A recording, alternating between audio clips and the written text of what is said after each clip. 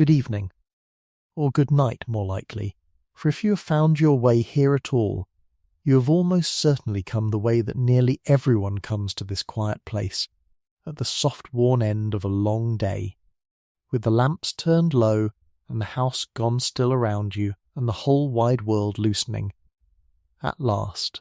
towards sleep. Wherever you are tonight, however you have settled yourself just now, you can begin, very gently, to let go. There is nothing left that the day requires of you, nothing to finish, nothing to answer, nothing that cannot wait, patient and untroubled, until the morning comes. You have come to the 1 hour that belongs entirely to rest, and you are allowed to sink all the way down into it, slowly, and softly, and without the least hurry anywhere in the world. So let the day be over now. Let it be truly over. It asked a great deal of you, perhaps, and you gave what you had. And now the giving is done. And there is nothing left to do in all the world but be still, and breathe, and let yourself be carried gently down towards sleep. So take a slow breath in if you like, and let it out even more slowly than it came, and feel, as you do, the whole weight of your body settling down at last into whatever holds it, the mattress soft beneath you, the pillow cool under your head, the covers drawn up warm over your shoulders. Let those shoulders come down now, down from wherever the long day has carried them. Let the small muscles around your eyes grow loose and unneeded. Let your jaw soften, and your hands lie open and easy, and your breath find its own slow depth without your minding it at all. There is nothing more for you to carry now, and nothing more for you to hold. The day is done, and the only thing left in all the world is to lie here, warm and heavy and safe, and to listen, and to let a quiet voice carry you somewhere very far away and very long ago, while you drift down, by soft warm degrees, towards sleep. For that is all this is, truly a gentle voice, and a long slow story, and a warm dark place for your mind to wander in until it grows too heavy and too content to wander any further. You do not need to remember a word of it. You do not need to hold the thread from one end of the night to the other, or follow where it leads, or keep any of it at all. If sleep should come and gather you up long before the story is done, then you will have done the one right and perfect thing, and the story will still be here, patient and unhurried, waiting for you whenever you should care to return. There is no test at the end of it. There is nothing you must keep. There is only rest, and the slow unspooling of a tale meant for no purpose in all the world but to ease you softly down into sleep, and to keep you gentle company while you go. And if your thoughts are still turning, if some corner of the day is still going quietly round and round somewhere at the back of your mind,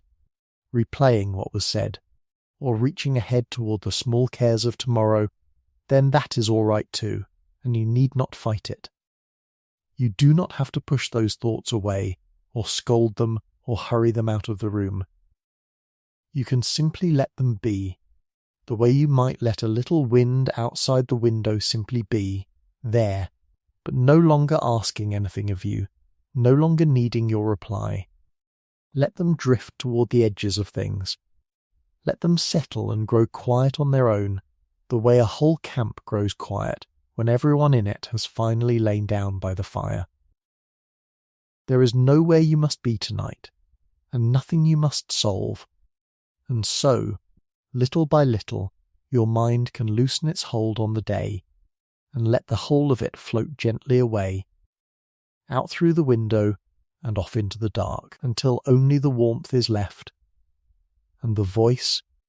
and the slow, sweet sinking towards sleep. And notice, as you lie here, how good it is simply to be still, for stillness is a kind of arriving,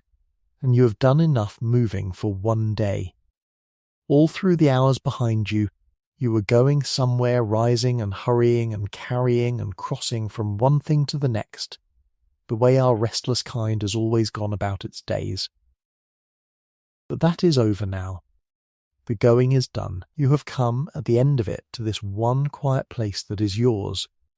and there is nowhere further you need to travel tonight, not one single step further, in the whole wide world. So let the last of the day's motion drain slowly out of you, out of your legs that carried you so far, out of your hands that did so much, out of the busy forward leaning of your mind that was always reaching toward the next thing and the next. Let it all come at last to rest. You have arrived. You are here. And here tonight is exactly and entirely enough.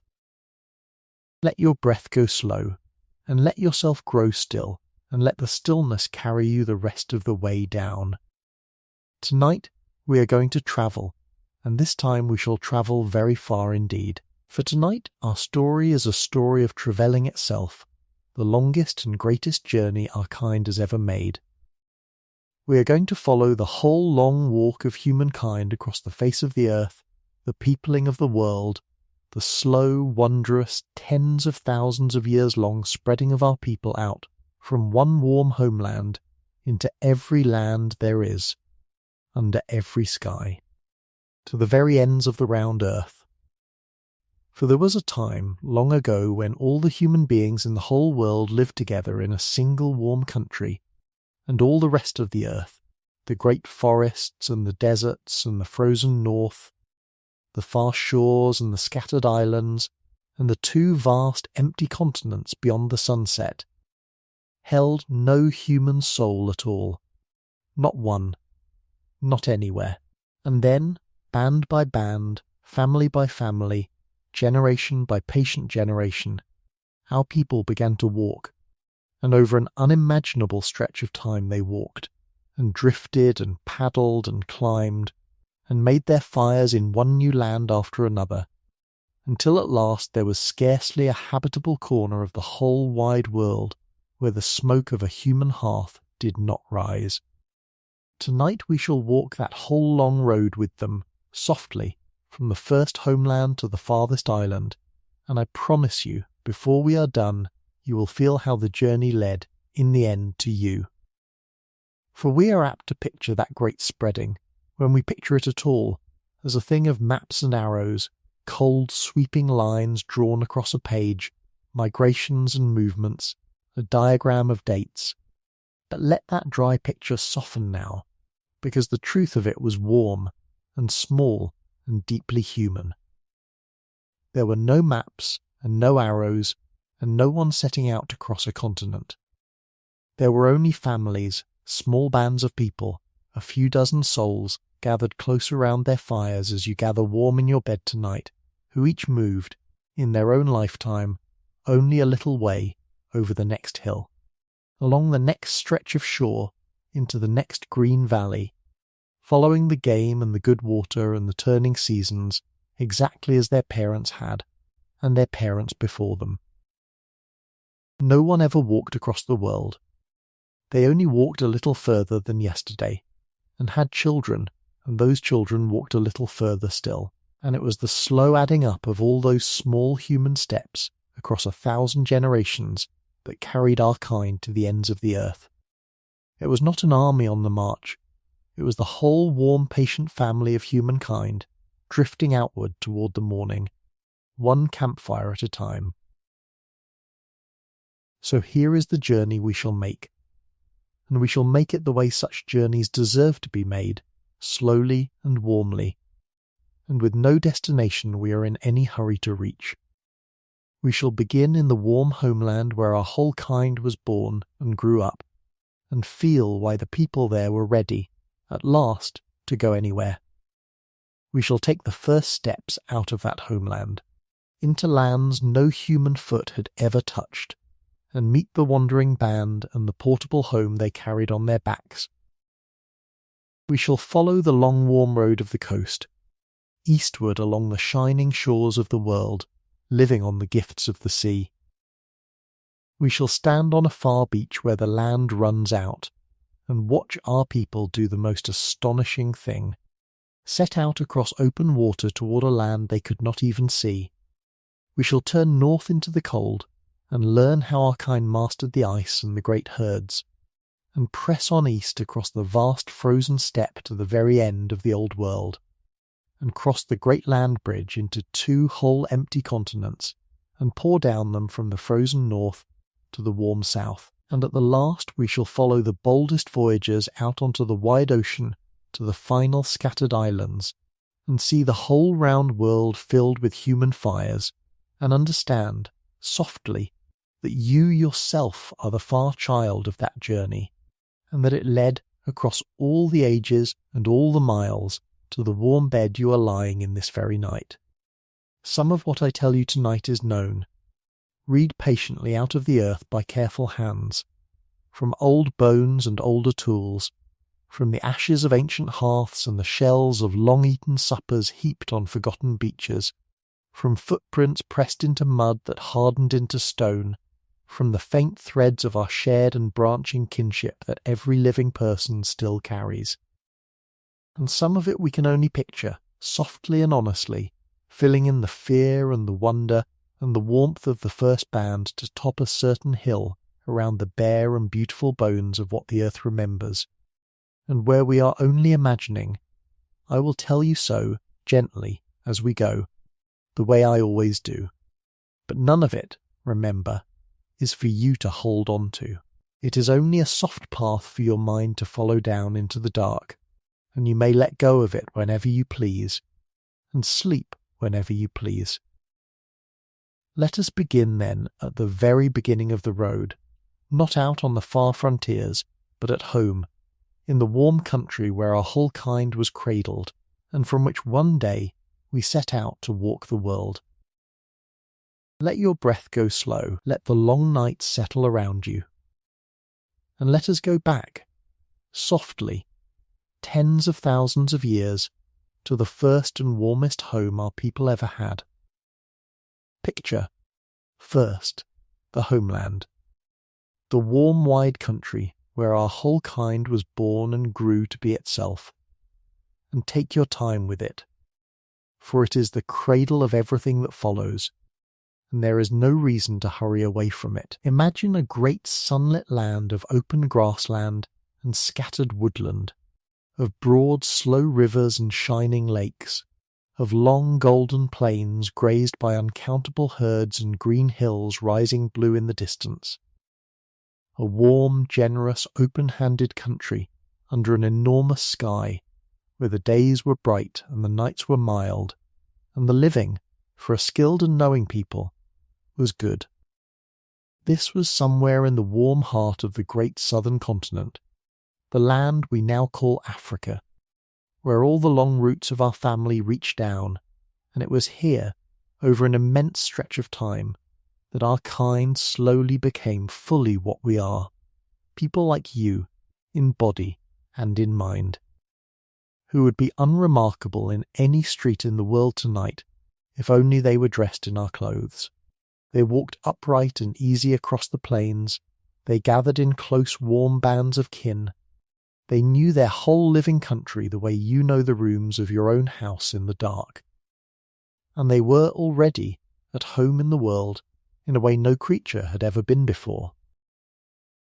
For these were the people who had everything they would ever need to go anywhere, the whole toolkit of the human spirit, already made and ready. They had fire, tended and carried and set at the centre of every camp. They had tools of beautifully worked stone, and bone and wood, keen and clever and fitted to 100 uses. They had warm skins to wear and shelters to raise.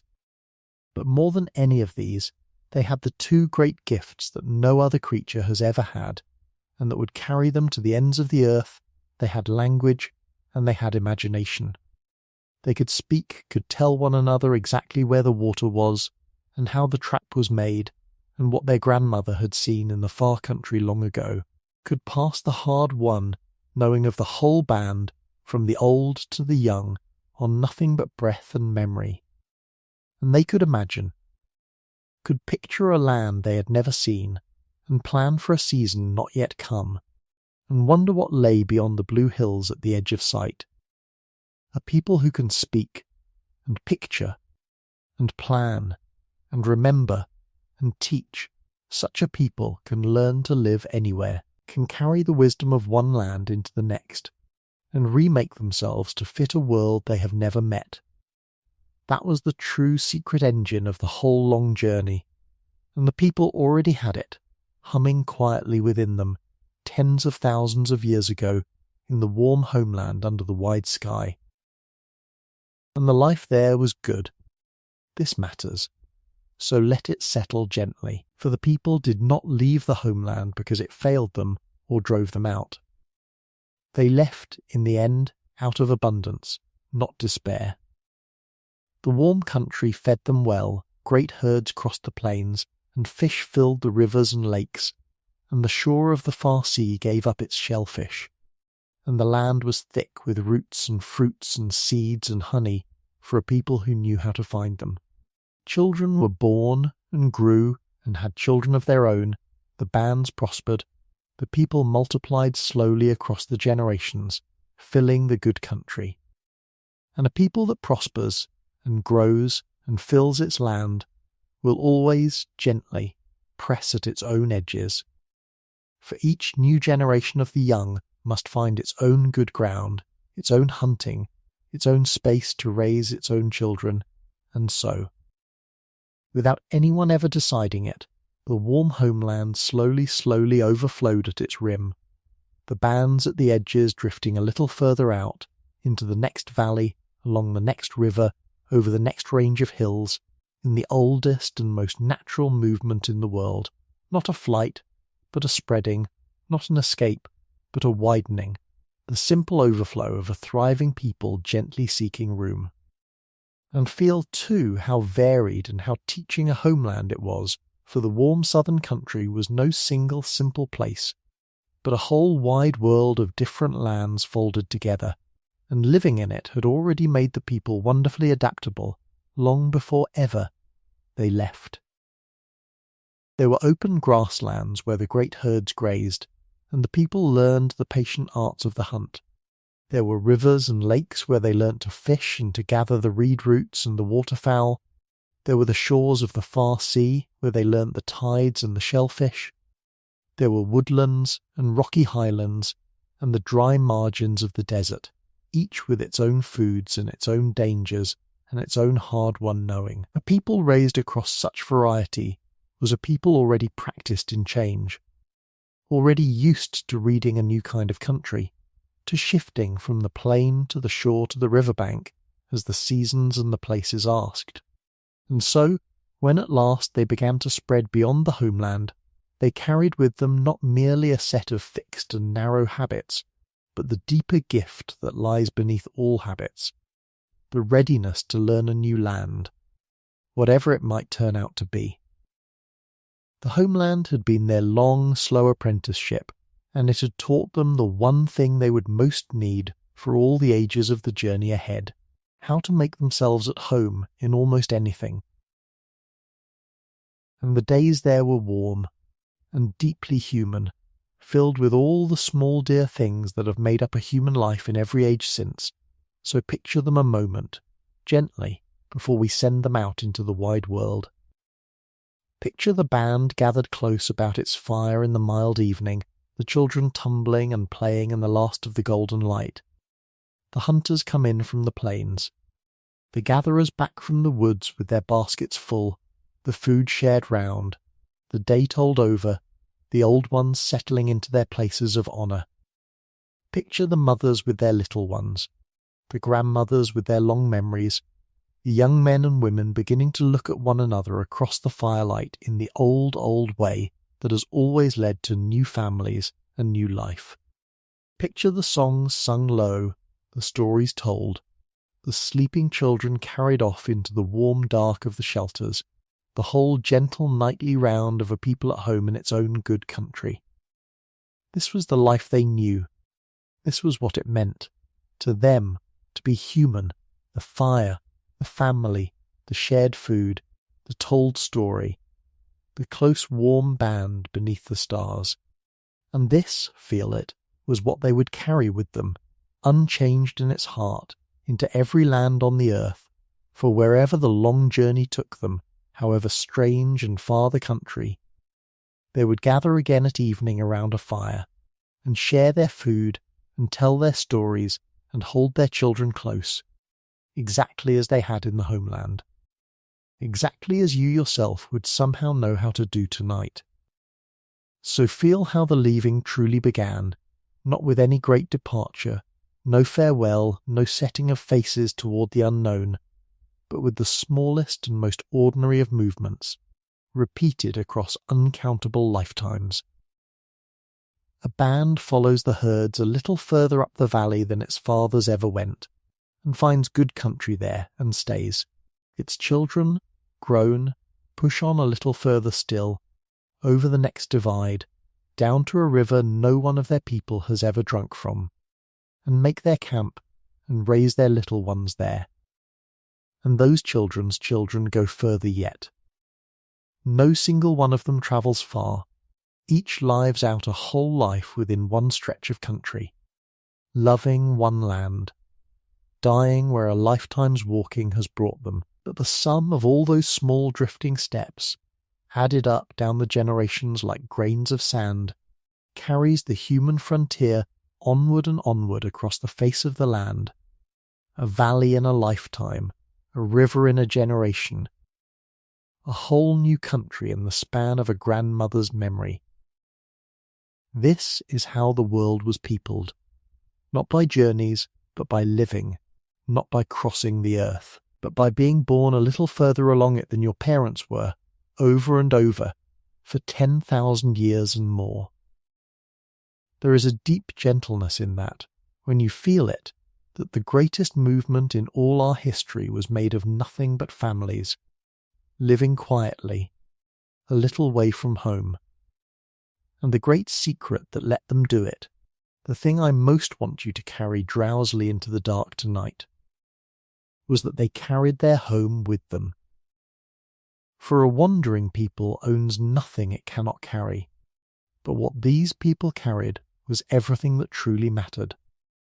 They carried fire, cradled as a glowing ember through the longest march, so that warmth and light and safety could be kindled wherever night found them. They carried their tools, and the knowing of how to make more from whatever stone the new land offered.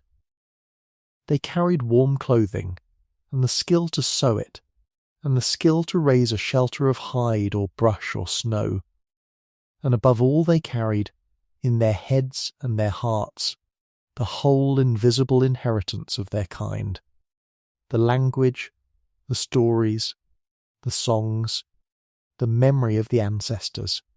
the knowing of how to read a strange sky and a strange land, the deep bonds of the band. Wherever they went, they had only to gather close and light the fire, and they were home. For home, to these people, was never a place at all. It was the fire, and the family, and the knowing, and the warmth, all of it portable, all of it carried, all of it able to be set down and made real again on any patch of ground beneath any star. That is why they could go anywhere. They never had to leave home behind. They took it with them, everywhere, all the way to the ends of the earth. So there they stand, at the threshold of the whole wide waiting world, a warm, clever, close-knit, deeply capable people, fully themselves at last, carrying their portable home upon their backs, and the whole living wisdom of their kind within them, gently overflowing the edges of the only country any human had ever known. Before them, in every direction but the one they had come from, lay the entire unpeopled earth, lands beyond number that no human eye had ever seen, no human foot had ever touched, no human fire had ever warmed. The great forests and the far shores, the cold north and the burning deserts, the mountains and the islands, and the two vast continents sleeping empty beyond the sunrise. It was all theirs to walk into, though they could not have dreamed the half of it, and they began, in the slow and gentle way we have felt, to do exactly that. To step, at last, out of the homeland and into the wider world. Let your breath go slow, and let us go with the very first of them, softly,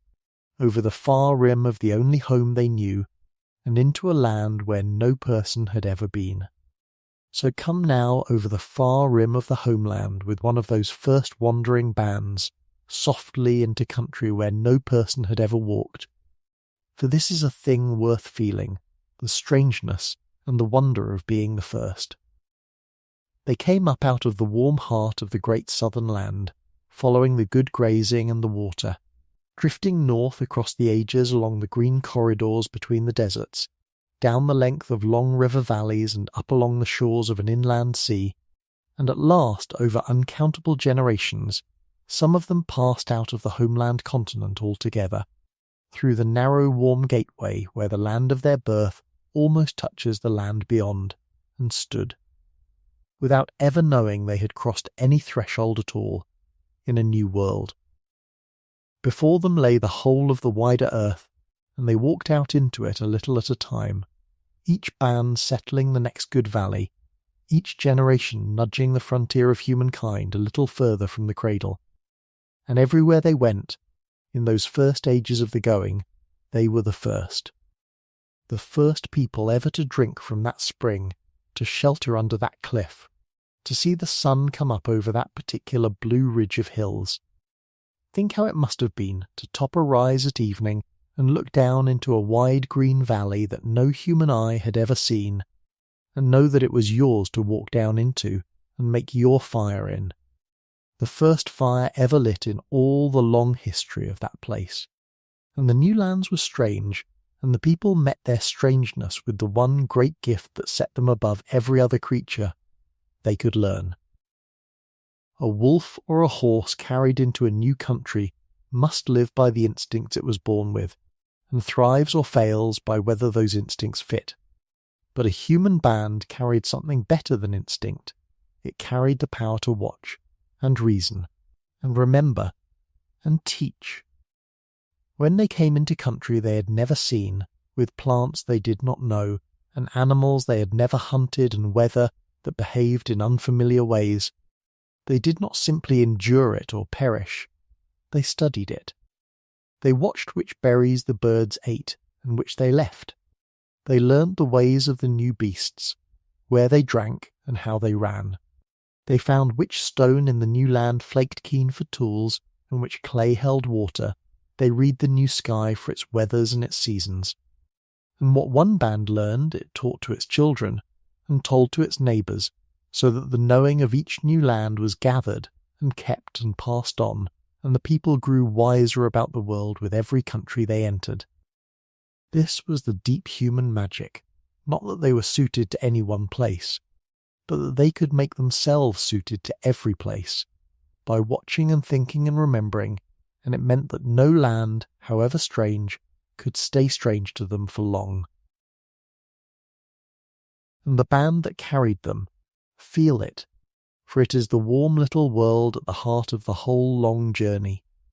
was small and close and mobile and complete in itself. A few families together, a few dozen souls, grandparents and parents and children and cousins, all kin, all known, all bound by a lifetime of shared days. They travelled light, as wanderers must, owning only what they could carry, and needing only what the land and one another could give.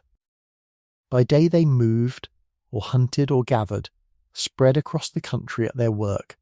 the men and the women each to their tasks, the children learning by doing and by play. By evening they drew together always to the fire, for the fire was the gathering place, the centre that moved with them, the one fixed point in a world of walking, and around it they cooked, and ate, and mended their tools, and told the day, and slept close against the dark. A band like this could pick up and move at need, and be at home again by nightfall, wherever it stopped. It needed no walls and no fields, and no fixed place, only itself and its fire and the land. And it was this small, warm, portable human world, endlessly repeatable, at home anywhere it could light a fire and gather its people close, that spread and spread and spread across the earth. Not a nation, not a great migration, but a way of being. Carried in 1,000 little bands, each one a whole warm world unto itself. And there is something in that being first that is worth sitting with a while, drowsy as you are, for it is a feeling almost none of us will ever know, and it belonged to those wanderers again and again, all down the long ages of the going. To come into a country wholly new, to drink from a stream no lips had ever touched, to shelter beneath a tree no hand had ever marked, to look out across a valley and know that yours were the first human eyes that had ever seen it, there is a wonder in that, and a loneliness, and a kind of quiet awe that must have lain over those first bands like weather. Everything was unknown, and everything was theirs.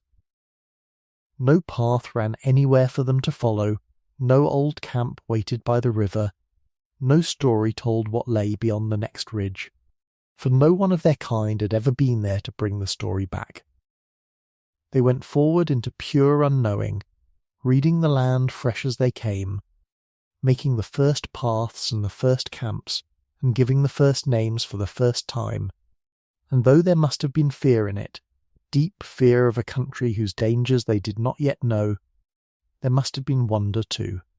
a great and swelling wonder at the sheer unfolding newness of a world opening before them mile by mile. We who have inherited an earth all mapped and named and known can scarcely imagine it, a whole world fresh and unseen and waiting. But they lived in it, those first wanderers, every single day of their lives, and it is one of the reasons the journey pulls so at the heart, that it was made by people forever seeing, for the very first time, what no one had ever seen before. And in all that unknown country, the band held together, and its knowing was its very life, so feel, once more, how much these small close companies carried within them. Each band was a whole living library of hard-won wisdom, kept not in any marks or writing, for there was none in all the world, but only in living memory, in the heads of its people, handed down by the voice from the old to the young. The elders were its greatest treasure, for they had lived the longest and seen the most, and could tell where the band had wandered in years gone by, and what the far country held, and how the hard seasons had been met before. Their long memories were the band's only map and its only history. And when the people gathered close at the fire to hear an old one speak, they were keeping the whole precious inheritance of their kind alive. And the children learned by being always among it all, watching the hunters, following the gatherers, trying the small tasks, listening to the tales, drinking in the knowing of their people without ever once being formally taught. So that a child of the band grew up carrying, by the time it was grown, the whole living wisdom of how to survive and thrive in the world, ready to hand it on in turn to children of its own. This was how the journey was truly made possible, not by any one great leader or plan, but by the patient handing down, band by band and fire by fire, of everything the people had ever learned, a long unbroken chain of memory and love, reaching all the way back to the homeland, and all the way onward to the ends of the earth. Now the land beyond the homeland gateway was a great crossroads of the world, and from it the paths of our kind began to fan out in every direction, like water spreading from a spring across a wide and tilted floor. For here the wanderers stood at the meeting place of the continents, with the whole unpeopled earth opening away before them, and the bands, drifting as bands always drift toward good country and away from crowding, went now this way and now that, some following one pull and some another, until across the ages the single stream of the going split into many, and the many into more, branching and branching across the face of the world. Some turned their faces toward the rising sun, and followed the warm shining shores of the southern sea away to the east. Some turned north into the higher and colder lands, toward the great plains and the far mountains, and, in time, the ice. Some pressed on and on into the vast heart of the greatest of continents, into its forests and its steppes and its endless interior. No one chose these paths as paths. Each band simply followed the good country in front of it, season by season, life by life. But the sum of all their following was the slow branching of humankind into every quarter of the earth. And we, tonight, cannot follow every branch at once, so we shall follow them one at a time, gently, and come back to the crossroads between, the way you might trace each road out from a town and return to trace the next. And of all the roads that led away from that great crossroads, the first and the easiest and the warmest was the road of the coast, the long bright shore of the southern sea, running away eastward beneath the sun for further than anyone could dream. One endless beckoning beach after another, with the warm land on one hand and the warm sea on the other, and food enough along the tide line to feed a walking people forever. It was a gentle road, and a rich one, and it may well have been the swiftest of all the great journeys, for a people can follow a shoreline easily. Never lost, always fed. The sea a fence on one side to keep them from wandering astray, and a larder on the other to keep them from ever going hungry. Along that shore the bands drifted east, and east again, generation by generation, living on the gifts of the tides, and it carried them, in the end, halfway around the world, to lands as far from the homeland as the mind could stretch. Let your breath go slow then, and let us leave the great crossroads behind, and turn our faces to the warm east, and walk out along the shining edge of the sea. For there is no gentler place in all tonight's long journey to wander drowsy for a while than the warm coastal road, with the tide sighing in and out beside us, and the whole bright shore of the world running on ahead. So walk now, softly, along the warm shore of the southern sea, for this was one of the longest and gentlest of all the roads our kind ever took, and it is a lovely place to grow drowsy. Picture it, a wide pale beach curving away ahead of you further than the eye can follow, the warm sea sighing in and sliding back on one hand, green forested land rising on the other, and overhead a great soft sky full of the crying of seabirds. The bands that followed this road lived above all on the endless bounty of the sea's edge, the shellfish clustered thick on the rocks and buried in the sand, the crabs in the shallows, the fish in the tide pools and the estuaries, the seabird eggs on the ledges, the roots and fruits of the coastal woods just behind the dunes. The tide line was a table always laid, renewed twice a day, every day, forever. A patient family working along a good stretch of shore could gather all it needed and never go hungry, and never, for that matter, need to travel far or fast. And so they moved slowly, easily, richly, along the warm edge of the world, and everywhere they camped and feasted they left behind them the shells of their gathered suppers, heaped and discarded season by season into great soft mounds along the ancient beaches, so that even now, in places, we may find those middens of old shells piled where the people ate, and know that here a band once sat by the sea and was fed. And the sea's edge gave them not only food but an easy way, and a kind of endless invitation. For a shoreline is the simplest road in all the world to follow. You cannot lose it. It leads you on of its own accord, mile after mile, with the water always on the one hand to keep you true. There were no mountains to climb along the beach, no trackless forests to be swallowed in, no deserts to cross, only the long, flat, welcoming sand, and the warm shallows, and the next headland, and the next bay beyond it, and the next beach beyond that, curving on and on toward the sunrise. And because the living was so good, and the way so open, the coastal bands spread east faster, perhaps, than any of our kind had ever spread before, not hurrying, never hurrying, but simply following the beckoning shore a little further each generation, around one warm cape after another, until they had come, over the long ages, an almost unimaginable distance from the homeland, all the way along the underside of the greatest of continents, from the western sea to the farthest shores of the east, without ever once leaving the sound of the surf. It is a wonderful thing to picture, drowsily a single people, strung out in little bands along thousands of miles of warm shining coast,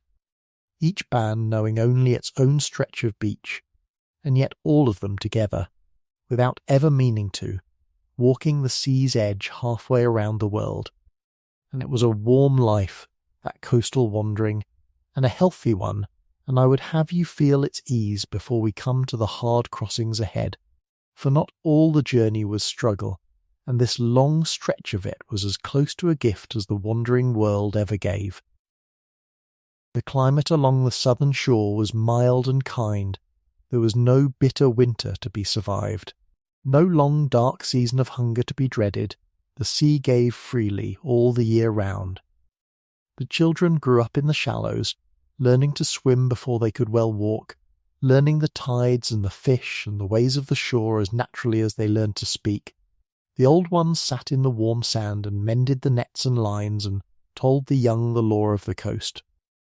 There was time in such a life for more than mere surviving, time to make and to wonder and to adorn.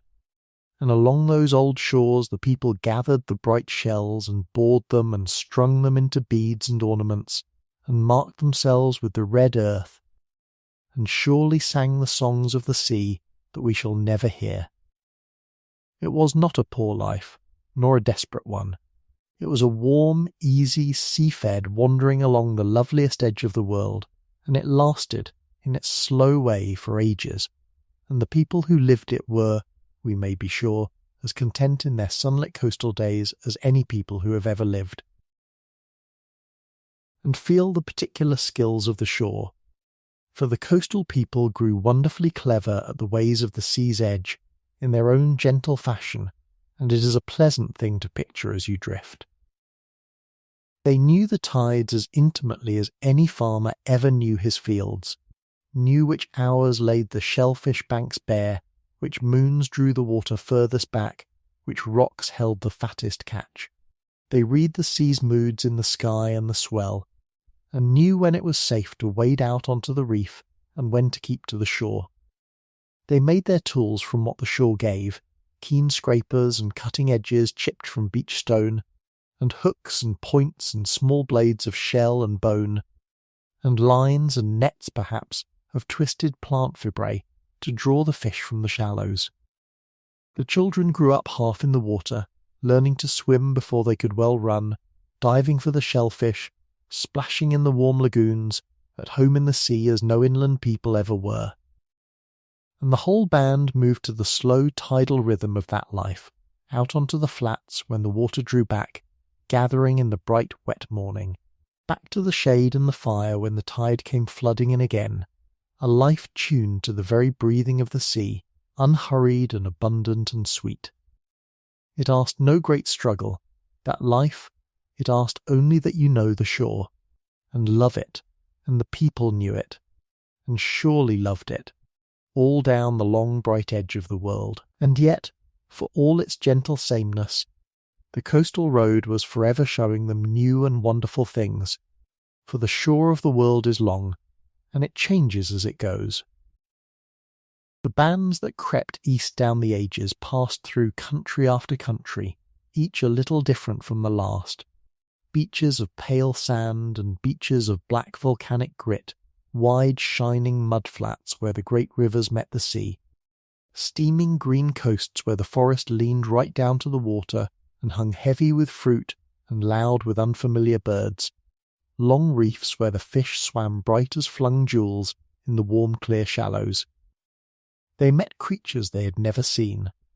On the land and in the sea, tasted fruits and roots and fish their grandmothers had never known, learned the ways of each new stretch of coast as they came to it, and lingered and moved on and learnt the next. And though no single band ever travelled far, the road as a whole ran on for thousands upon thousands of miles, curving around the whole warm underside of the greatest of continents, so that the people at its far eastern end, ages later, lived beneath different stars, and spoke in ways their distant western cousins could no longer have understood, and yet were bound to them still by the one unbroken thread of the shore they had all followed, beach by beach, out of the west and toward the morning. But feel, too, the pull that was always in it, the gentle forward draw of the endless shore, for a coast is a road that is always asking you onward, and there is a restlessness of a soft and happy kind in following it. Around each headland lay a bay no one of your band had ever seen. Along each new beach lay fresh untouched banks of shellfish, richer than the picked-over rocks of home, and the young always looked east along the shining sand toward the country beyond the country they knew, and wondered, and at last packed up their small worlds and went to sea. Generation by generation the frontier of the coastal people crept on toward the sunrise, drawn by the simple promise that the next stretch of shore would be as good as this one, or better, and unpeopled and waiting. And so they came, in the fullness of the ages, to the very far southeast of the great continent, to the last warm shores where the mainland at last breaks apart into a scatter of islands, green and steaming, strung out across a shining tropical sea, and there they went on island hopping across the narrow warm straits, from shore to visible shore, as easily as they had rounded the capes of the mainland, spreading out among the islands of the sunrise. It seemed the shore might run on gently forever. And then, at last, on some far island beach at the eastern edge of everything, the road of the coast came to a place it had never come to before, an end. For beyond the last of those green islands, the sea opened out wide and empty, and blue to the horizon and beyond, with no further shore in sight anywhere upon it, no beckoning beach across a narrow strait, no visible land to hop to. Only the open water running away unbroken to the rim of the sky. The people who came to that beach could walk no further. For the first time in the whole long history of the walking, the sea, which had fed them and guided them and carried them halfway round the world, now barred the way. And yet, and here is the wonder that the next part of our story turns upon, the sea beyond that last beach was not, in truth, empty, far out across that open water, too far to be seen. Below the curve of the world, there lay another land, a whole great continent, vast and green and utterly unpeopled, waiting beyond the horizon. The people on the beach could not see it, but there were signs of it for those who knew how to read the sea and the sky. A certain smudge of far-off haze on the clearest days, the smoke of distant fires the land itself made, birds that flew out to sea in the evening and did not come back, as birds do only when there is land to fly to, a particular set to the clouds that pile above unseen shores, and a people who could imagine, and wonder, and reason, a people such as these, might stand on that last beach, and read those signs, and begin to believe the impossible, that out there beyond the edge of the seeable world there was more land, and that if only they could cross the open water, they might reach it. Let your breath go slow, and hold that thought as gently as they must have held it, gazing out to sea, for tomorrow, in our story, they are going to try. Now what the people did on that last beach, gazing out at the impossible open water, is one of the boldest and most wonderful things our kind has ever done, and it asks to be felt slowly, softly, with all the awe it deserves. For they did not turn back. Somewhere in the long, slow ages that the bands lingered on those far eastern islands, someone, and we shall never know who, nor exactly how, and I will not pretend to you that we can, looked out at the empty sea, and read the far haze and the outbound birds, and believed there was land beyond the horizon, and set out to reach it.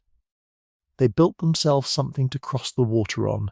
a raft perhaps of thick bamboo stems lashed together with vine, light and buoyant and strong,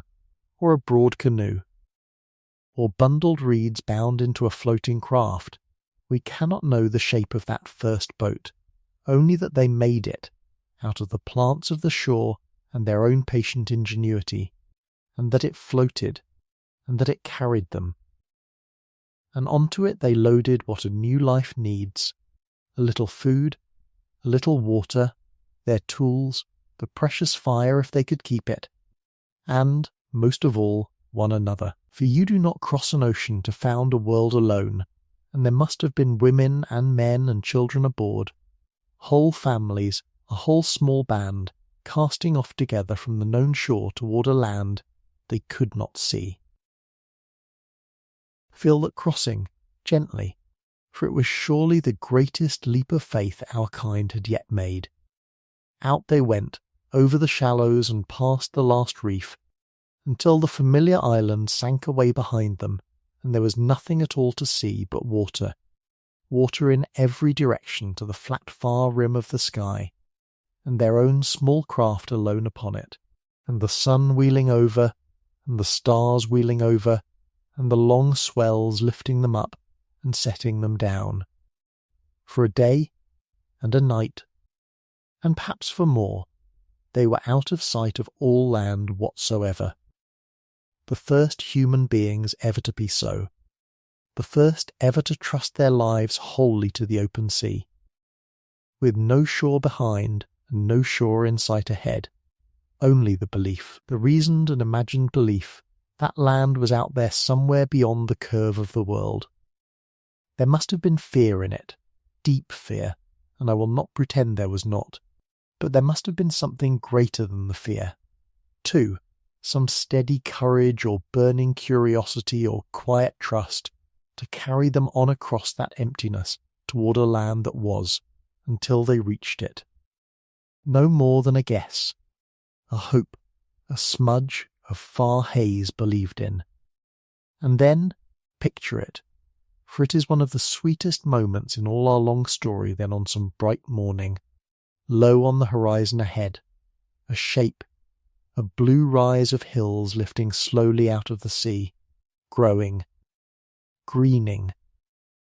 resolving as they drew on into a real and solid shore, a beach, a line of trees, a whole new land climbing up out of the water to meet them. The guess had been true. The land was real. And they had found it.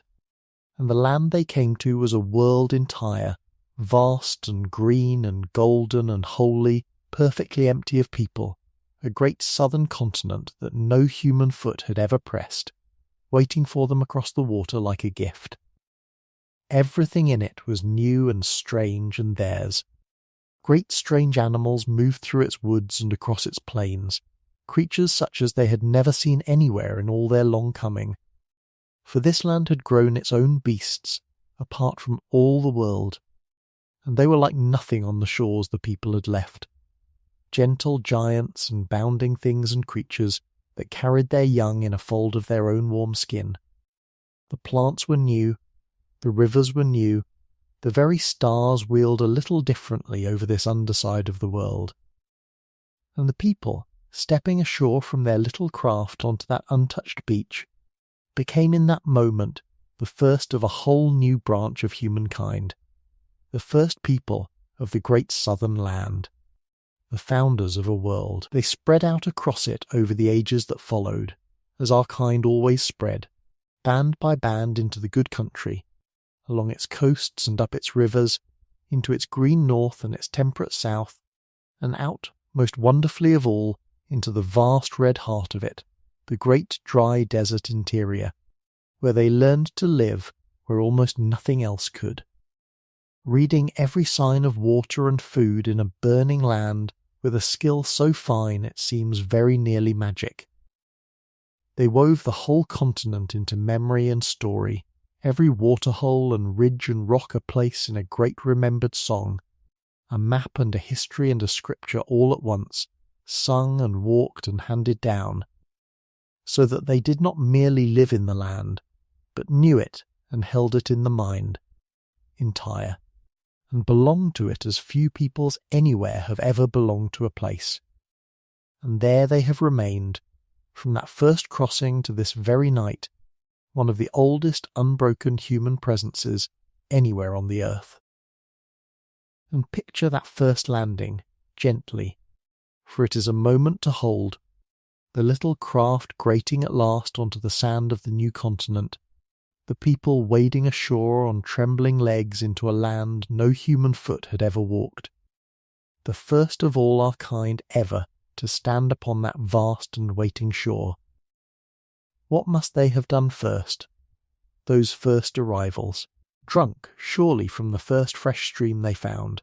and rested, and let the long fear of the crossing drain slowly away, and then, as evening came on, done the oldest and most human thing of all, gathered driftwood along the tide line, and struck a spark, and kindled the first fire that had ever burned in all that hemisphere, and gathered close around it as the strange new stars came out, warm and safe and together, at home already, because home was the fire and one another, and they had carried both across the sea. And in the days that followed they must have explored a little, wonderingly, along the new shore and up the first valleys, finding the strange plants, watching the strange beasts, learning with every step what this new world held. The first human beings ever to see any of it, walking out into the freshness of an untouched land. Where I picture their wonder I am picturing, and I say so honestly, but the landing was real, and the fire was real, and somewhere on that far shore, one evening tens of thousands of years ago, the first thread of human smoke rose into the sky of a new-found world. And from that first fire the people spread across their new continent over the long ages, and made all of it, in time, their own, from the green tropical north with its warm rains and teeming rivers, down through the temperate woodlands and grasslands, to the cool windswept south, and inward, most wonderfully of all, into the vast red desert heart of the land, where the rains seldom come and the sun rules without mercy, and where they learn to live as almost no other people on the earth could ever have lived. Feel the endurance in that, and the deep patient skill, for it was no easy paradise they had crossed the sea to find, but a hard and demanding country, and they met its hardness not with despair, but with knowing, reading the dry land for its hidden waters and its scattered foods, moving with the seasons across immense distances, wanting for little in a land that offers so little. And they held it all in mind and memory, the whole of their great continent, every ridge and soak and hunting ground, woven into the long-remembered stories that were their map and their history at once, handed down unbroken across more generations than any of us can count. They did not merely survive their newfound land. They understood it, and belonged to it, and kept faith with it, from that first crossing to this very night, one of the oldest and most enduring threads in the whole long weave of humankind. So let us honour them a moment, drowsily, before we turn away. The first ocean voyagers, the first people to cross a sea to a land they could not see,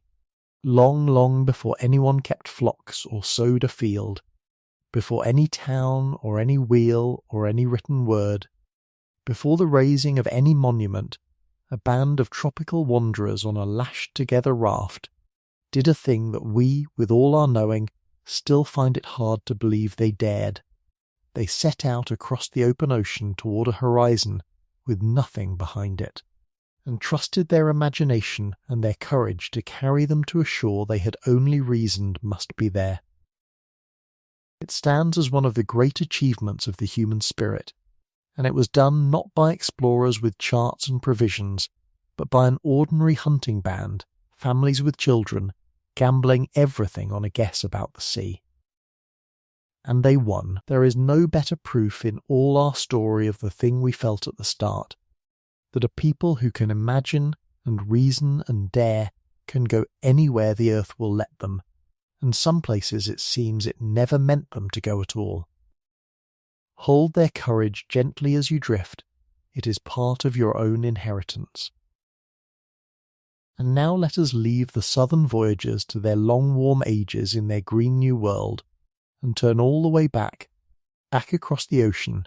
back up the warm coastal road, back to the great crossroads of the continents where the paths of our kind first branched. For while some of our people had followed the sunrise and the shore into the tropical south, others, in the very same ages, had turned their faces the other way entirely, north into the higher lands, toward the great cold plains and the far white mountains and the long hard winters of the top of the world.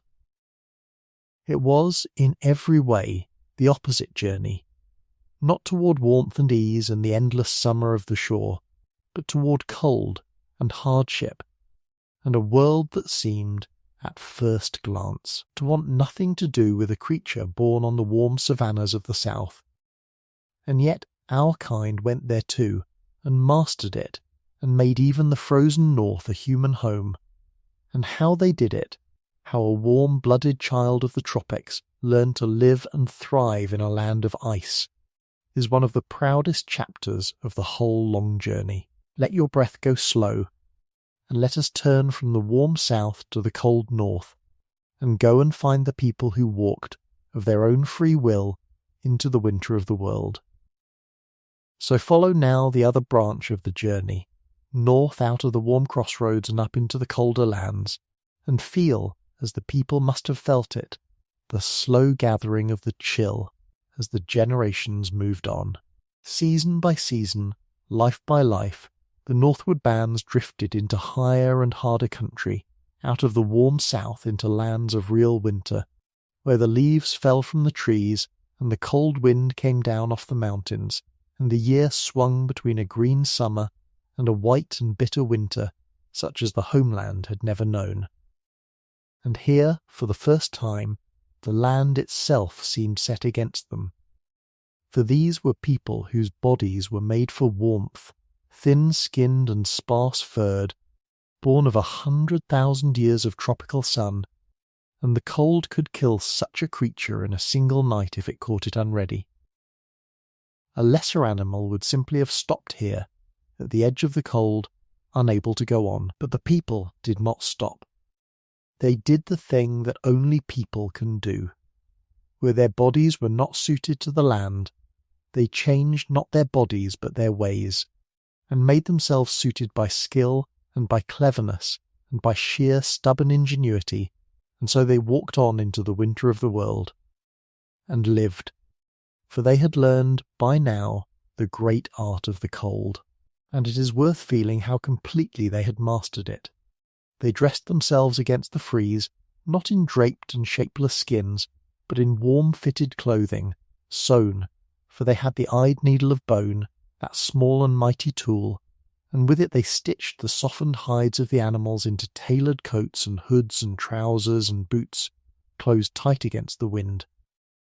Layered warm against the deepest cold, an entire portable climate worn about the body. They mastered fire as never before, for in the cold it was no comfort but life itself, and they tended it and carried it and sheltered it, and gathered close around it through the long dark nights. They built shelters snug against the winter, tents of hide bent over on their poles, and, in the coldest and boldest country of all, great domed houses raised from the mighty bones of the mammoth, and covered over with skins and earth warm little worlds of firelit safety, set against the enormous freezing dark, and they learned to store food against the hungry season, to dry it and cache it in the frozen ground, to carry the plenty of the brief bright summer across the long white winter.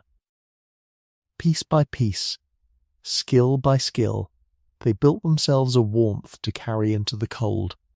and so a creature of the tropical sun made itself, by nothing but its own cleverness and courage, entirely at home upon the frozen plains. And the cold lands, for all their hardship, were not poor. This is the thing we so often forget, and it is worth holding gently. The great northern plains of that age, the vast cold grasslands that stretched across the top of the world, teemed with more great animals than almost anywhere on the earth. The woolly mammoth, huge and shaggy and slow, the reindeer in their vast migrating multitudes, the wild horse, the bison, the great horned aurochs, and the people who had mastered the cold lived among them as skilled and knowing hunters, richly fed, clothed in their furs, warm in their shelters. It was a hard life, yes, but a strong and abundant one, lived close to the great herds, tuned to the turning of the seasons, and the people who lived it were not shivering, starving wretches clinging to the edge of survival, but among the most capable human beings who had ever lived, masters of a world of ice, who had taken the coldest country on the earth and made of it a home. Hardship there was, and I will not pretend it away, but it was met with warmth and skill and endurance and the deep togetherness of the band, and turned, again and again, into a life that was not merely survived, but truly lived. And feel, in the very teeth of that cold, how warm they made themselves. For this is the heart of the northern story, and there is nothing in it to shiver at, only comfort. Come in your mind, out of the freezing dark, through the low doorway of one of their shelters on a deep winter's night. The wind cut off clean at the threshold, its endless roar fallen away to a murmur beyond the hide walls, the small fire burning low and steady in its ring of stones at the centre, the light of it moving gold and soft over the curved walls, over the hanging furs, over the faces of the family gathered close. It is warm in here, truly warm. Warm enough that a child sleeps with one arm thrown free of the covers. Warm enough that the killing frost of the outer world is a rumour, a thing remembered rather than felt. The air is thick with the good smells of an inside, wood smoke and roasting meat and cured hide, and the honest warmth of people who belong together. Outside, the great dark presses huge and cold against the thin walls, and the wind runs empty over the frozen plain, and somewhere far off a wolf lifts its long voice to the moon, but in here none of it can reach you. In here there is firelight, and fur, and the low voices of your people, and the smell of the supper,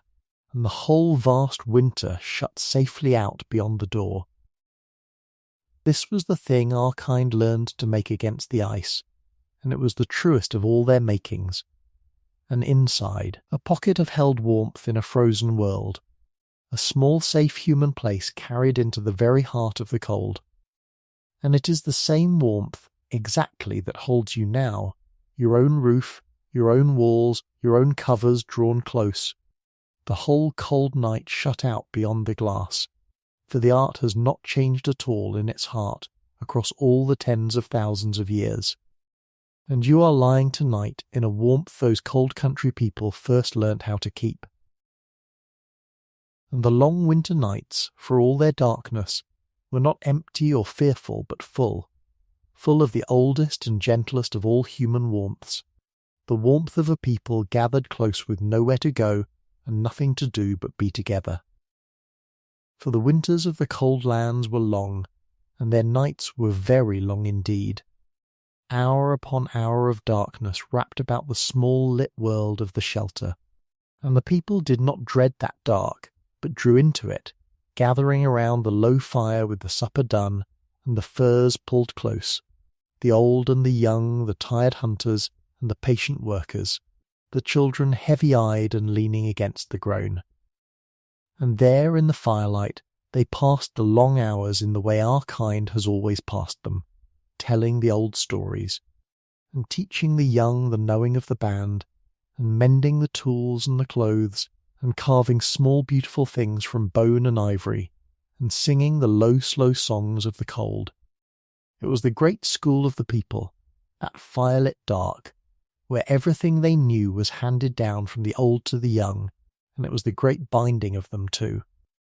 The nightly gathering that made a scattering of families into one warm people,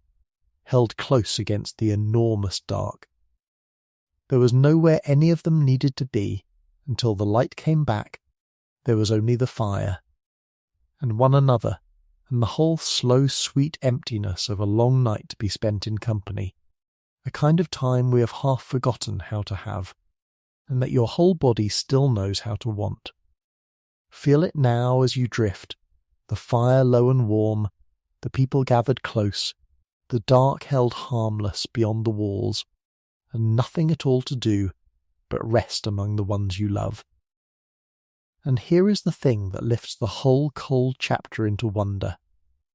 The thing I most want you to carry drowsily into the dark. That these people, in the very teeth of the Ice Age, in the hardest land our kind had yet tried to live in, did not spend themselves entirely on mere survival. When the body was warm and fed and safe, the spirit rose and reached for something more, and so, in the cold north, our kind made its first great art. Deep in the caves of the winter lands, by the small light of little stone lamps burning animal fat, they painted the great animals onto the living rock, herds of horses galloping across the stone, mighty bison and cattle, the mammoth and the lion, painted them so truly and so beautifully, with such loving and exact attention, that we stand before them still, all these thousands of years later, with our breath caught in our throats. They carved little figures of the beasts and of one another from ivory and bone. They made music,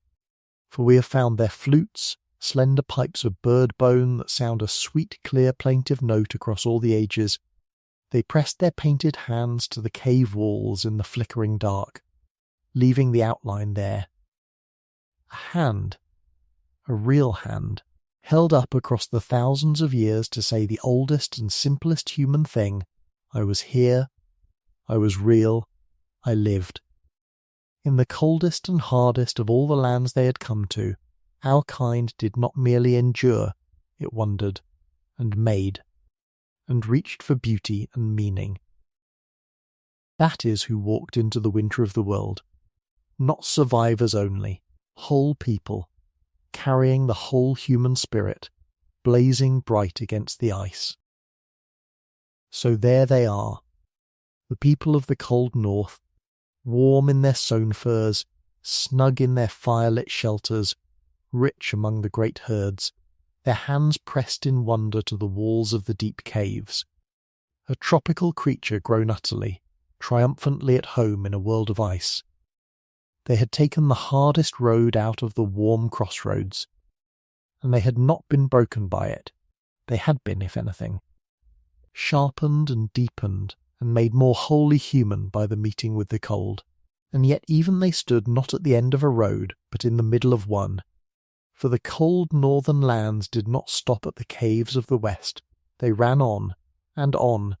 eastward across the whole enormous width of the greatest continent, into a country colder and emptier and lonelier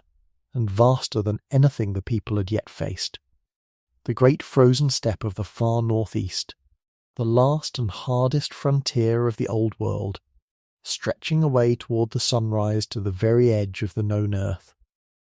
And the people, being the people, did not stop at the edge of it. They went on. Let your breath go slow, and let us follow them, softly, out of the painted caves of the west, and away across the vast cold heart of the world, toward the farthest and most frozen shore of all. So come now, softly, into the vast cold heart of the world. For east of the painted caves of the winter lands there stretched a country so enormous, and so empty, and so bitterly cold, that it makes the mind go quiet just to think of it, and it is a grand and lonely place to grow drowsy. Picture an unbroken plain running away eastward for thousands upon thousands of miles, across the whole great width of the largest of all the continents, the northern steppe of the ancient world, a rolling sweep of frozen grassland under an enormous sky,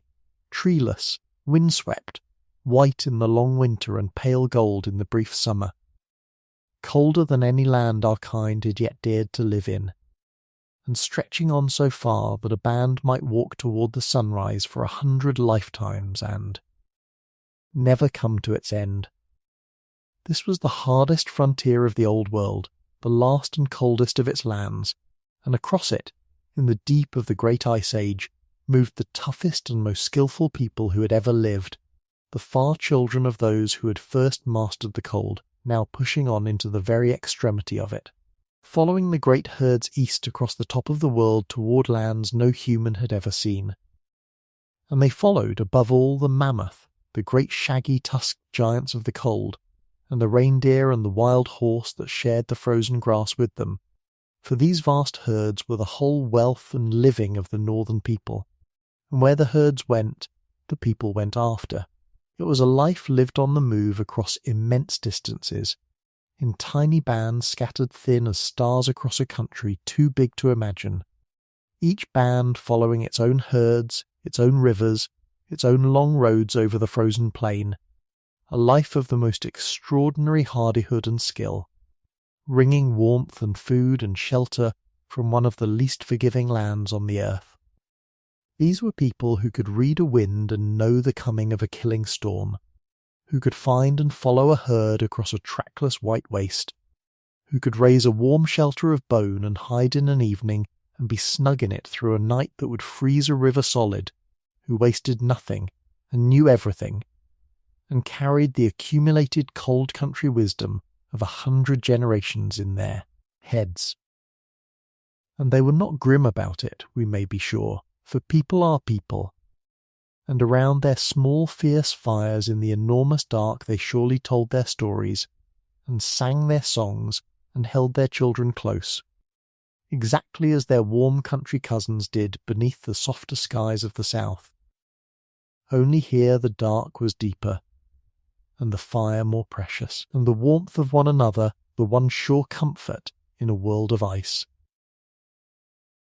And feel the strange grandeur of that far northern life, the beauty folded into its hardship,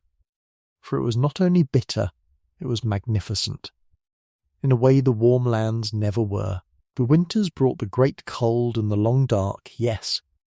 but they brought also the enormous clean silence of the frozen plain,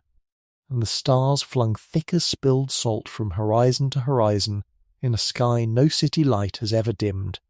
and, over the north,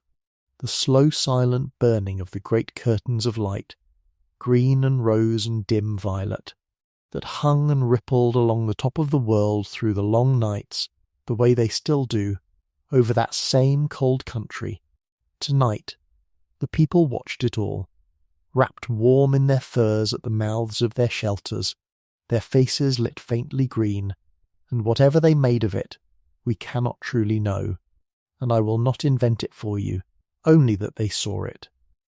This same slow, silent flame above the snow, and that it hung over the loneliest and most beautiful frontier our kind had yet come to. Small bands of people, warm and knowing, scattered across a white immensity beneath a sky on fire, that was the far cold east, at the edge of the world, in the deep of the age of ice, and do not think, because the land was so hard, that the life upon it was all struggle and no comfort, for even here, at the frozen edge of everything, the people made warmth and home, and lived in their fashion. Well, their shelters were marvels of the cold country art, frames of driftwood or of the great curved bones and tusks of the mammoth, set up and lashed and covered over with many sewn hides and banked round with earth and snow, low and domed and snug, with a small fire burning within and the smoke drawing up through a gap at the crown, a warm little world sealed against a cold that could freeze a river solid in a single night. Within, the floor was spread with soft thick furs for sleeping, and the family lay down close together, sharing their warmth, the children tucked deep among the skins, and the meals were rich. For the great herds gave meat in plenty, and fat above all, the deep fuel the body burns against the cold, rendered and saved and eaten with relish, and there was marrow cracked warm from the bones, and food dried and cached against the lean months, and warm broth made by dropping fire-heated stones into a skin of water until it steamed. Feel the comfort of it, to come in from the killing cold of the plain, out of the wind and the dark, into that low warm firelit shelter, and be handed a bowl of hot rich broth, and lie down among the firs with your people close about you, while the blizzard howls harmless beyond the hide. It was a hard land, the far cold east, the hardest our kind had ever lived in, yet the people had made even it a home, and a warm one, and there is no truer measure of what our kind can do than that in the coldest, emptiest corner of the whole earth, a family could lie down warm and fed and safe, and sleep. And feel the vastness of it, and the rareness of one another in all that space, for the far northern people were scattered thin as stars across a country too big to hold in the mind, and that very thinness gave a particular sweetness to every meeting, and a particular preciousness to every soul. A band might wander for a whole season and never see another human face beyond its own few families. The nearest other band might be many days' travel across the frozen plain, met only now and then at the good hunting grounds or the river crossings, in the brief bright summer when travel was easy. And so when bands did meet, it was an event of deep gladness, a time of feasting and news and songs, of matches made between the young and old ties renewed, of stories traded and gifts exchanged, before the families parted once more into the immensity. And within each band every single person mattered, and was known, and was needed, in a way that is hard for us in our crowded world to feel, for there were so few of them, out there in all that space, that each one was irreplaceable, each hunter, each mother, each old one with the long memory, each child who was the band's whole future. They held one another close, of necessity and of love, in the great cold emptiness, for they had only one another, truly, across all those frozen miles, and they knew it, and it bound them the tighter. There is a deep and tender lesson folded into that, drowsy as you are, that our kind has always been most precious to itself in the loneliest places, that the fewer the fires in the dark, the more each one is treasured, and that even at the frozen ends of the earth what carried the people through was never only their skill, but their holding together, warm and close, against the enormous night. And on they went, east and east and east again, following the herds and the good ground, generation by generation, into the very farthest corner of the old world, the extreme northeast of the greatest continent, as far from the warm homeland as it was possible for a walking people to go without leaving the land altogether. Here the plain at last began to narrow toward the cold sea. Here the people came, over the long ages, to what must have seemed the very end of the earth, the last shore of the known world, with the frozen ocean lying grey and empty to the north and the east, and nothing, surely, beyond it but more ice and more sea forever. They did not know, how could they have known, that they stood at a threshold, that the world had a secret waiting for them out beyond that farthest shore. For all the while, unseen and unsuspected, the great ice age had been working a quiet wonder at the edge of the sea. It had been draining the ocean itself.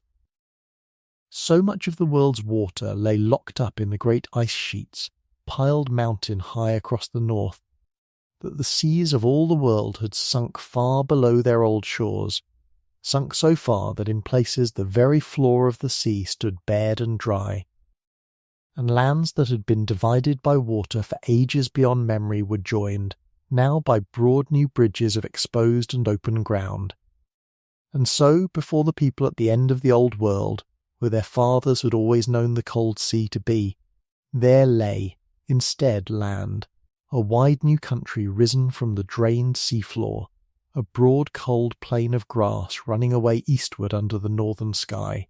indistinguishable from the frozen steppe they had followed for 1,000 miles, grazed by the same great herds, calling them onward exactly as every good new country had called their kind onward since the first band left the homeland. They could not have known that it was a bridge between worlds, could not have known that its eastern side was not the old world at all, but the shore of two immense and utterly unpeopled continents that no human eye had ever seen. They knew only that the herds moved on across the good new grass toward the sunrise, and that where the herds went there was living to be had. And so, following the mammoth as they had always followed the mammoth, asking no questions of the map they did not have, they walked on, out of the old world, across the drowned and risen land, and toward a hemisphere that had waited empty since the beginning of time for the first human fire. Let your breath go slow, and let us follow them across the great bridge, softly, into a new world. So walk now, gently, out onto the great land between the worlds,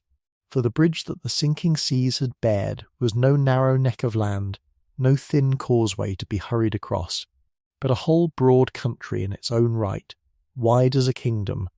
that the people would live in and love for many generations before ever they knew it led anywhere at all.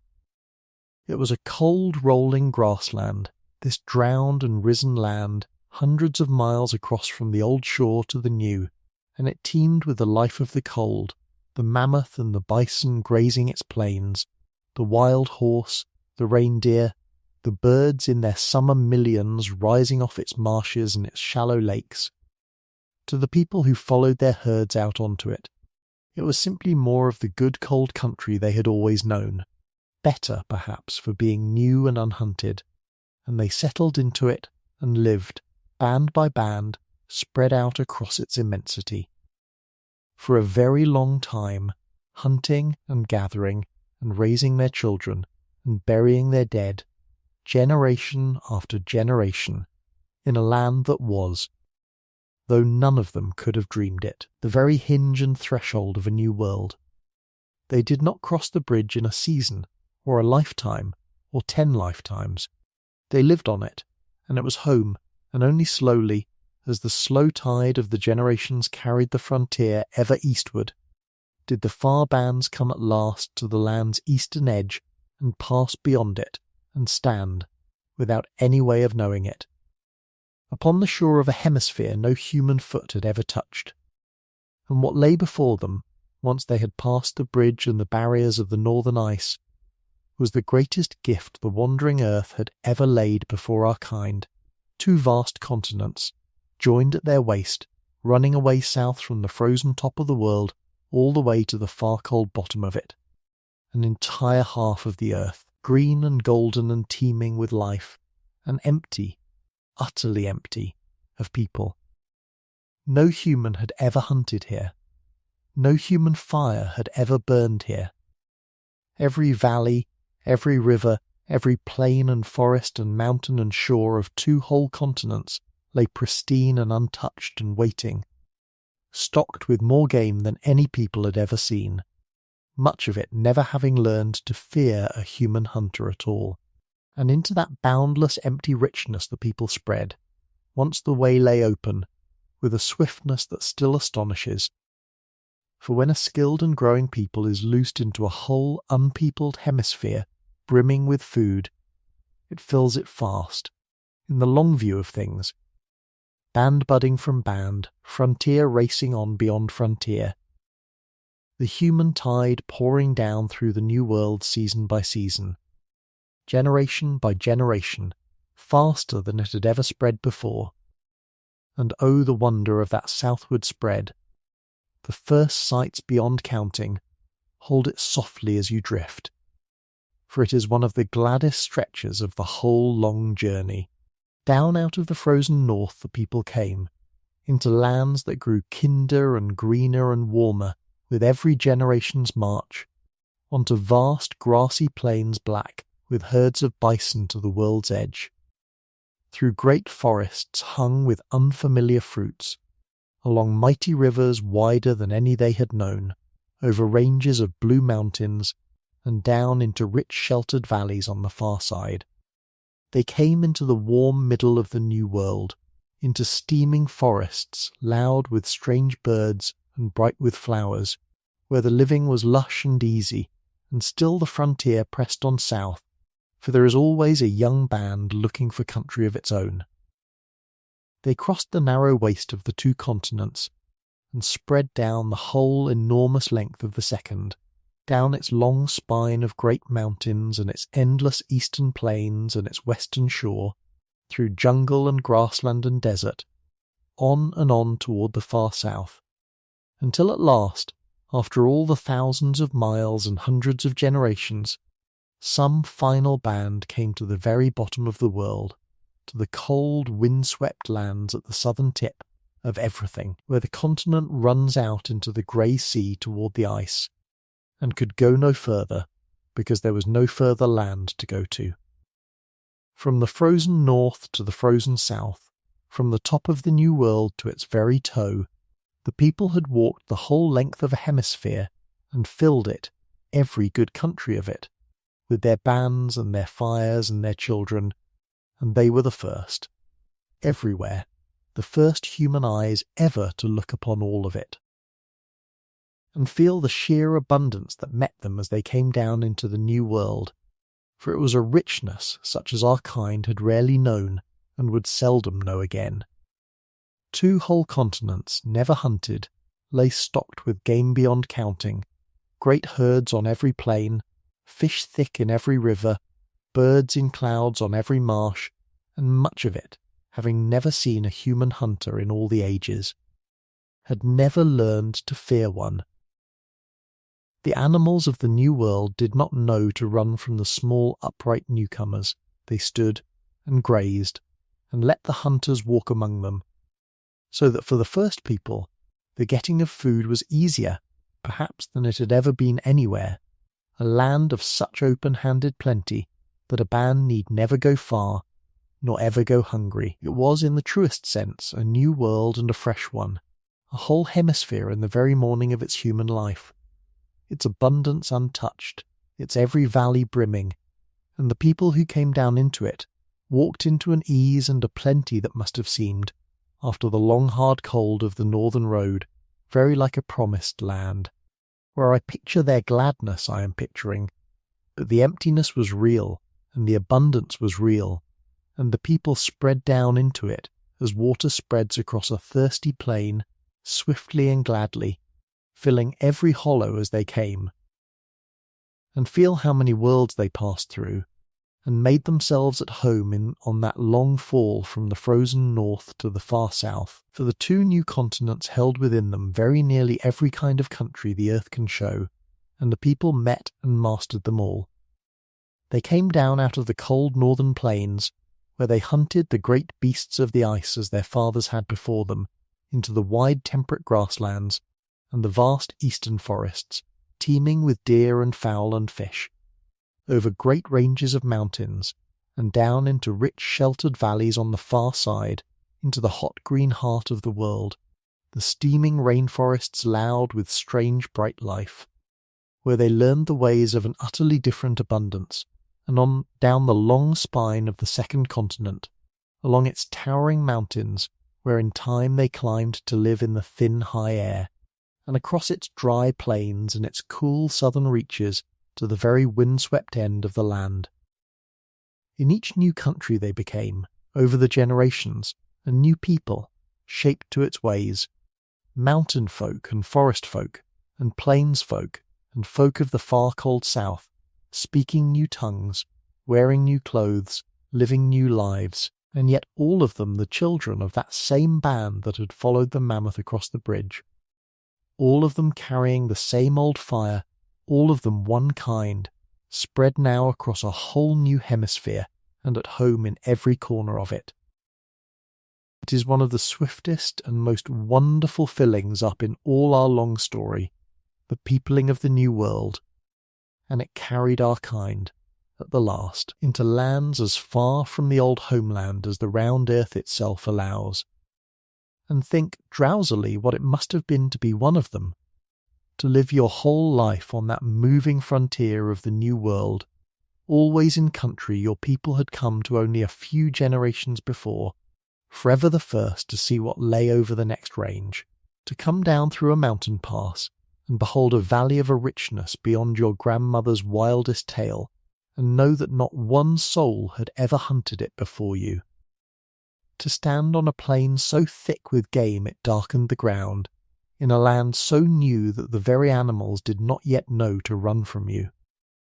To make your fire, at evening, in a place where no fire had ever burned since the making of the world, and watch its smoke rise into a sky that had never seen it. There is a freshness in that, a morning of the world wonder, that our crowded age can scarcely imagine, and the people who lived it, though they surely took it for the ordinary stuff of life, as we take our own marvels for granted, were living through one of the great golden dawns of our whole story, the peopling of the last and greatest of the empty lands, the filling of a new world. Where I picture the wonder in their hearts I am picturing, and I say so honestly, but the spread itself was real, and swift and vast, and it carried our kind in the end to the farthest habitable shore of the Americas. So now, at last, let us lift our eyes and look out over the whole wide earth and see how far the journey has brought us.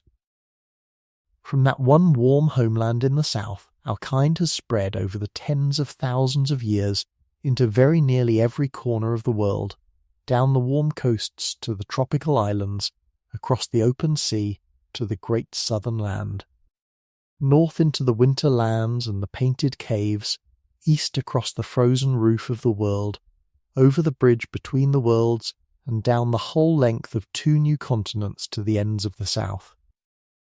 Almost everywhere the land was dry and the living was possible, the smoke of human fires now rose into the evening.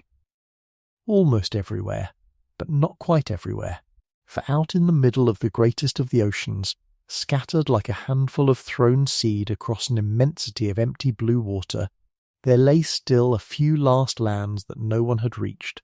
small green islands, thousands of miles from any shore, the loneliest habitable specks on the face of the earth, waiting empty under the tropical stars. They were the very last pieces of the world left unpeopled, and reaching them would take the boldest voyaging of all. Let your breath go slow, and let us go, at the last, out onto the wide ocean, to see the final lands of all brought into the human circle, and to feel how the whole round earth was filled, at last, with people, and with warmth, and with home. So come out, now, onto the wide warm ocean, for the reaching of the last islands was the crowning voyage of the whole long journey, and it is a wonder to drift beside. Long after the continents were peopled, long after the northern hunters had filled the new world and the southern voyagers had settled their great green land, there remained, scattered across the vastest of the oceans, a last handful of lands untouched, small islands, some no bigger than a good day's walk, flung out across thousands of miles of open blue water, so remote that to reach them a people must sail not for a day or 2 out of sight of land, as the first ocean crossers had, but for weeks, across an emptiness of sea wider than whole continents, toward islands so small and so far that finding them at all seems less like navigation than like magic. And yet they were found, every one of them, in the end, found and settled, by the greatest sea voyagers our kind has ever produced, a people who learned to read the trackless ocean itself as surely as the desert dwellers read their burning sands, and who sailed out across the widest water in the world to plant human life on its every scattered speck of green. And feel how they did it, for it is one of the most beautiful skills our kind has ever mastered, the finding of tiny islands across a vast and featureless sea, with no chart, no compass, no instrument of any kind, nothing but the knowing carried in the mind and passed from voyager to voyager down the generations. They read the stars which rise and set at fixed points around the wheeling sky, and steered by them through the night, holding their course by one star and then the next as each climbed too high. They read the great swells of the ocean, the long deep rollers driven by far-off winds, and felt in the very motion of the canoe beneath them the direction of seas borne 1,000 miles away, and held their heading by the rhythm of the waves against the hull even when clouds hid every star. They read the birds, the seabirds that fly out from land at dawn and back to it at dusk, whose flight at evening points like a finger toward the nearest shore. They read the clouds that gather and stand still above an unseen island, the drifting weed and wood that speak of land upwind, the faint green cast that a low island throws up onto the underside of the clouds above it, so that a keen voyager might read an island's presence in the sky before ever its shore climbed over the horizon.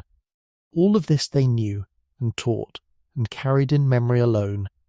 and by it they sailed their great voyaging canoes, broad, strong, double-hulled craft that could carry a whole band and all it needed across the open ocean, out into the blue immensity, and found the needle specks of land waiting in all that water, again and again and again. And they did not sail out empty, to a bare rock, and starve. They sailed to settle, and they carried a whole world with them to plant. Into the great canoes they loaded everything a new island home would need, not only their families and their tools and their fresh water, but the very seeds and roots of the plants they lived by, and the young of their animals, the pigs and the fowl and the dogs, and the cuttings and the slips that would grow into gardens and groves on a shore that had never known them, so that when they made landfall at last on some green untouched island rising from the sea, they could step ashore and in time make it bloom into a home, planting the familiar crops, raising the familiar animals, kindling the familiar fire, weaving the strange new land into the old warm human pattern of belonging.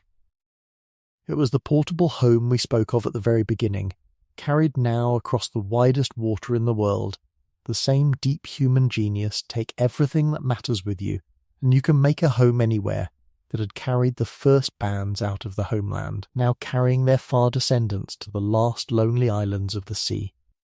And with the settling of those final specks of green, the long, long work was very nearly done. There was scarcely a habitable land left anywhere on the whole round earth where human beings had not come, and made their fire, and stayed. And feel the courage that such voyages asked, for it was courage of the deepest and quietest kind, not the courage of a single bright moment, but the long steady courage of families staking everything on the open sea. To load your children and your whole world into a canoe and push off from a known and living shore, out past the last reef, out onto water that runs empty to the rim of the sky in every direction, to sail on, day after day and night after night, out of sight of all land, with nothing beneath you but the deep, and nothing around you but the swell, and nothing to steer by but the stars and the waves and the flight of distant birds, to hold your nerve and your heading across a week or more of that vast blue emptiness, trusting the knowing carried in your head, and the belief, the reasoned and imagined belief, that somewhere far ahead, below the curve of the world, there was land. This was a thing to do only with a whole heart, and these voyagers did it again and again, generation upon generation, out into the widest ocean there is. And think of the gladness at the far end of it, when at last the sign they had trusted proved true, the still cloud standing motionless on the horizon, the faint green cast on its underside, the seabirds growing many about them, and then, low and blue ahead, the island itself climbing slowly up out of the sea to meet them, a new land, found across all that water, exactly where the knowing had said it would be. There are few sweeter moments in all the long journey than that first far sight of a new island rising from the empty ocean, and the people who lived for it, the great voyagers of the wide sea, were the last and boldest wayfinders of the whole peopling of the earth. And now lift your drowsy mind, for a moment, over the whole peopled earth at once, and feel the true marvel of what the journey had made, for it is a wonder greater than any single voyage. In every kind of land the world holds, our one human kind had made itself at home. In the burning heart of the great deserts, where the sun is a hammer and the water is hidden, people lived, and knew where every secret spring and hidden root lay, and thrived. In the deep green rainforests, thick and dripping and close, people lived, and read the tangled abundance of the trees like a familiar larder. On the high cold roofs of the world, on the great mountains where the air itself grows thin and the breath comes short, people lived, their very bodies slowly shaped over the generations to drink deep of the thin high air.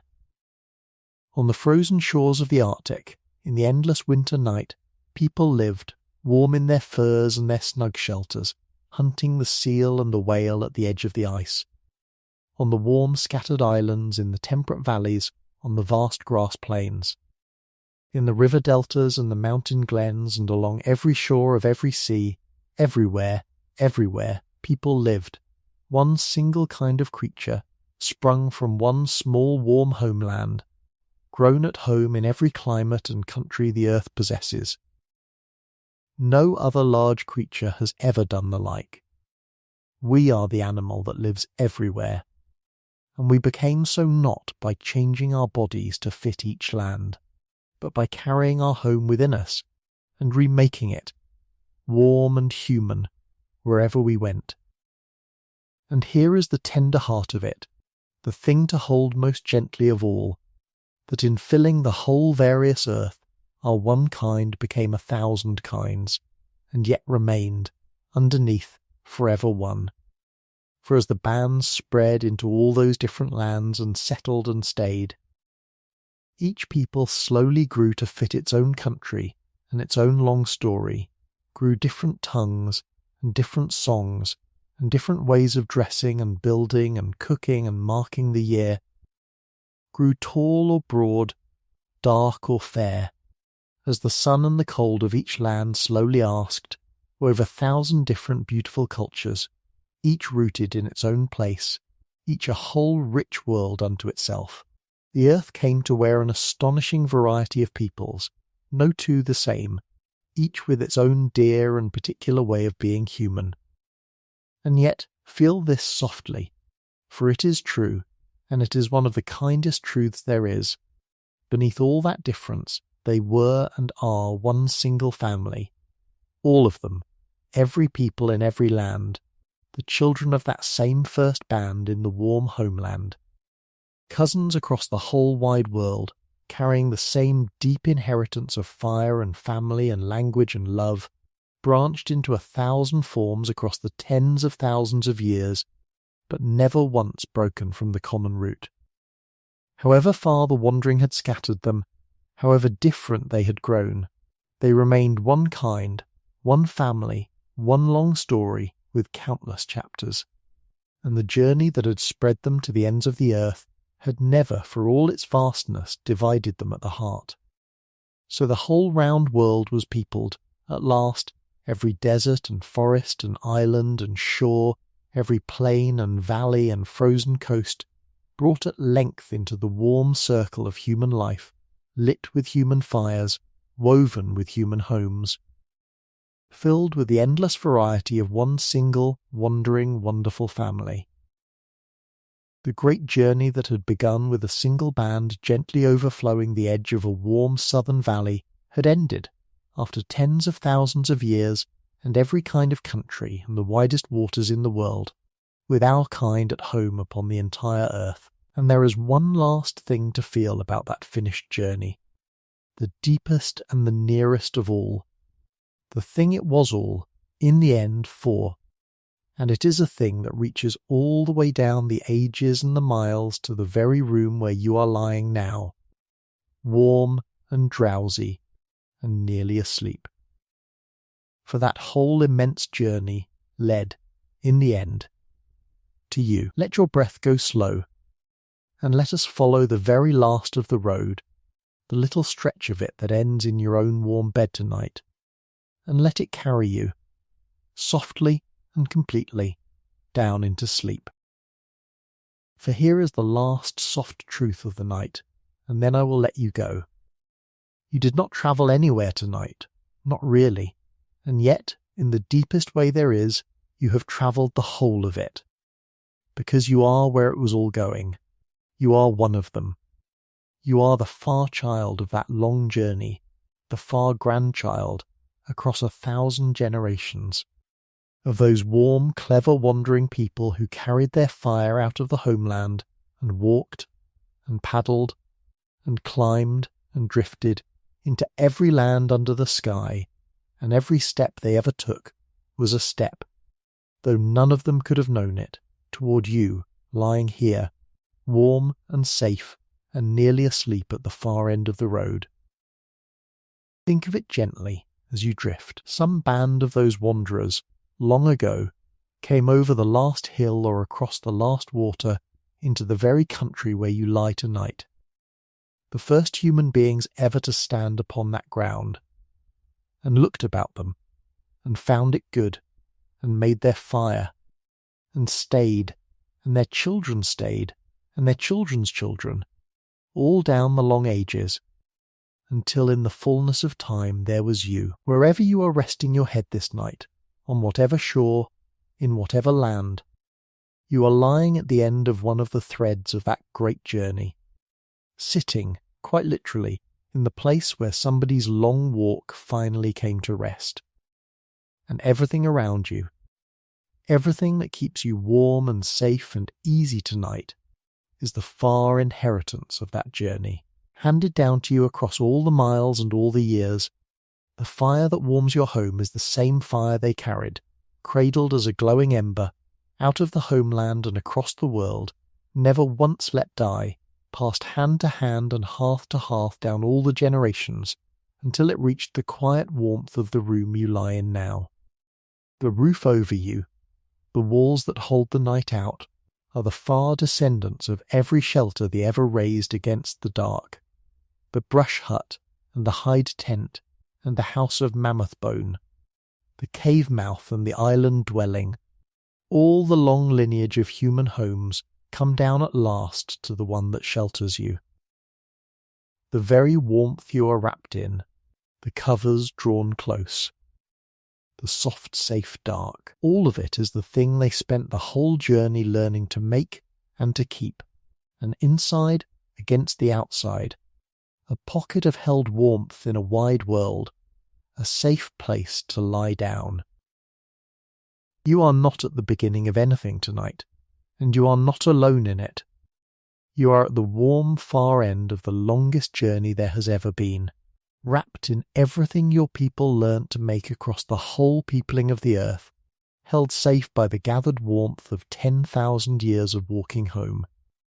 And think as you drift of how many the journey became, and how it gathers, in the end, in you. For you are the child not of one of those wandering bands alone, but, if you follow the threads back far enough, of the whole great branching family of them, and every road we have walked tonight ran, in the end, toward this one quiet hour. The coast followers and the ocean crossers, the hunters of the cold and the wayfinders of the wide sea, the people of the desert and the forest and the high thin mountains and the frozen shore, all of them your kin, all of them your grandparents across the long generations,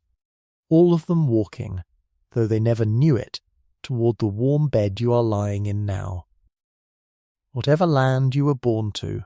whatever tongue you first learned, whatever the colour of your skin or the shape of your story, you are one living leaf on that immense and ancient tree, one warm breathing end of a journey that began in a single valley and spread to fill the whole world. And tonight, all of that vast inheritance, all those tens of thousands of years of walking and crossing and finding and settling, comes quietly to rest in one drowsy, breathing, deeply cared for person, lying warm in the dark, in you. Let that be a comfort as you sink. You are not a small thing, alone in the night. You are the living far end of the longest, bravest, warmest journey there has ever been. So let it all be put away now, gently, the way a tired band lets the day go when at last it lies down by the fire. The warm homeland and the first steps out, the shining coast and the open crossing, the painted caves and the frozen steppe, the bridge between the worlds and the long green fall of the new world, the wide ocean and the last far islands. You do not need to hold any of it. It has carried you where it meant to carry you. Here, to warmth, to rest, to home, and now it may be set down, all of it, and you may let it drift away into the dark like the smoke of an old fire rising and thinning and vanishing among the stars. Let your body sink down heavy and easy into the warmth that holds it, the whole dear weight of you, the way the wanderers sank into their furs when the long day's walking was done and the fire was warm and there was nowhere further they needed to go. Let your breath go long and slow and even, like the breath of a whole band sleeping close and safe in a good camp, in a good country, at the end of a good day, with the fire keeping its low red watch and the enormous night standing harmless and far away beyond the light. There is nothing left to walk toward tonight. There is nothing left to reach, or to find, or to solve. The journey is over, and it has brought you home, and you are here, and you may rest. And feel your body growing heavier now, and softer, sinking further into the warmth with every slow breath, for there is nothing left tonight that asks anything of you at all. Let your legs lie heavy and still, the legs that would once have carried you over the next hill and the next. Let them rest now, for there is no next hill, not tonight, not for a long while yet. Let your hands lie open and easy, the hands that would once have tended the fire and mended the tools. Let them rest now, for the fire is tended, and the day is wholly done. Let your breath go slow and deep and even, and let each breath out carry you a little further down, a little deeper into the warm dark, the way each day's walking once carried the people a little further along toward home. There is no distance left to cross tonight. There is no watch left to keep. There is only the warmth, and the dark, and the slow soft breathing, and the long gentle sinking down, and down toward sleep. For the walking is done now, all of it, the whole long walk of your whole long people, the tens of thousands of years of it, the deserts and the ice and the widest seas, all of it done, and come to rest, in you, in this bed, in this quiet warm hour of the night. Every hill they ever climbed, they climbed so that you might lie still. Every cold they ever endured, they endured so that you might be warm. Every strange new land they ever wandered into, frightened and hopeful, they wandered into so that in the end there might be this, a child of theirs, safe under a good roof, in a land their wandering won, warm and fed and cared for and free at last to close their eyes and sleep, with no horizon left to cross and no further country to find. You are the rest at the end of their journey. You are the warm hearth all that walking was always headed toward, and so you may let yourself be exactly that, tonight, with your whole heart the one who has arrived, the one who is home, the one for whom the long journey may finally, gently, lay itself down. And if you should wake tonight, somewhere in the small deep hours, as any of us may, for it is the oldest and most human thing in the world to do, let it be easy, and let this be the thought that finds you there in the dark. The fire is still burning. It has never once gone out. Not in all the tens of thousands of years. Someone has always kept it, hand to hand, hearth to hearth, all down the long journey and all the way to this very night, and it is burning still, somewhere near you, keeping its low warm watch over the sleeping world exactly as it kept watch over the wanderers at the edge of every new land. You are not out in the cold, and you never will be. You are in from the dark and safe at the warm far end of the road your people walked for you, held in the shelter and the warmth and the gathered love that the whole long journey was for. You need not get up, and you need not count the hours, and you need not fear the waking. It is only the old deep night of the world,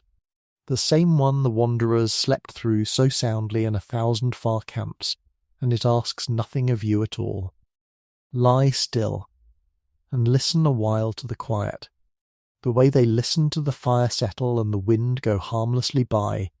and when it is ready, it will know when. Sleep will come drifting back up around you like warmth spreading from a hearth, and gather you in and carry you gently on toward morning. Sleep now. Rest well. You have come so very far to be here, your whole kind has, across the whole wide earth and all the ages of the journey, and the journey has ended exactly where it should, in warmth and safety and home, with you lying easy in the dark at the end of the longest road there ever was. Let the warmth hold you. Let the fire burn low. Let the long night of the world go by outside, harmless and far away, while you lie safe and warm and deeply cared for in the very heart of everything your people crossed the earth to make for you. There is nothing left to do, and nothing left to hold, and nowhere at all you need to be but here, home, at the end of the journey, warm and drifting, and nearly gone. And whenever you should find yourself here again, in the quiet, in the dark, in need of a little peace and an old gentle story to carry you down into sleep, the fire at the calm archive will be burning low, and there will always be a place kept warm for you beside it. Good night.